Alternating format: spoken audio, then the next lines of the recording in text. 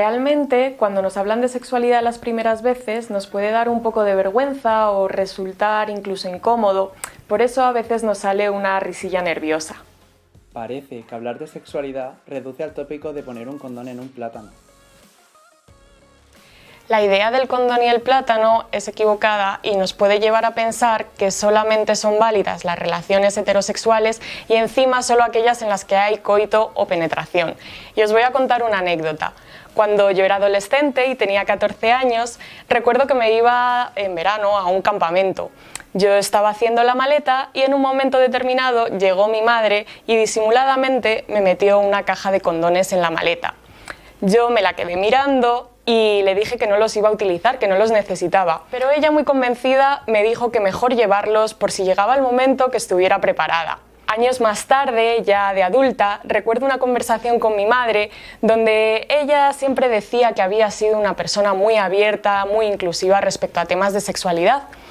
En ese momento yo le pregunté que qué habría sido de la Alba de 14 años si solamente hubiese querido tener relaciones con chicas, que para qué me habría servido esa caja de condones que ella me dio en aquel momento.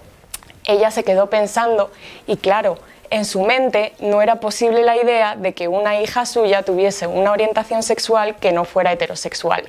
El caso es que hablar de sexualidad no es solamente hablar de coito. La sexualidad es una dimensión amplísima que nos acompaña desde que nacemos hasta que morimos y cada área de la sexualidad va cobrando mayor relevancia o menor relevancia en función de la etapa vital en la que nos encontremos.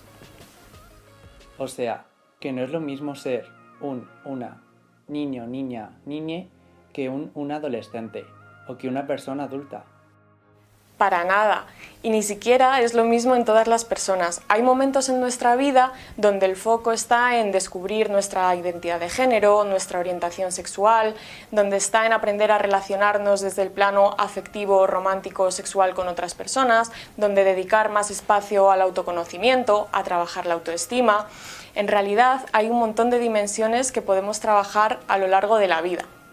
Hijo, qué bonito sería si desde nuestra infancia pudiésemos desarrollar con nuestra familia el espacio y la confianza suficiente para poder hablar de nuestra sexualidad, de la sexualidad en general y poder preguntar nuestras dudas, resolver todas las cuestiones o incluso desahogarnos. Claro, porque a lo mejor no todas las familias conciben la sexualidad como algo natural y por eso acaban entrando a la cocina con un condón y un plátano, ¿no? No todas las madres, padres y familias han tenido acceso a una educación sexual integral de calidad. Por eso hacen lo que pueden con los recursos que tienen. Y llegada la adolescencia es el momento en el que muchas suelen aparecer en la cocina con un condón y un plátano. Si estas familias hubiesen tenido acceso a una educación sexual, seguramente habrían abordado muchos temas de una forma totalmente más natural desde el inicio de la infancia. Entonces, ¿qué podemos hacer para que nuestras familias se tomen la sexualidad de manera más natural? Hacemos un challenge. ¿Qué os parecería si ahora vosotros y vosotras sacaseis temas relacionados con la sexualidad en casa?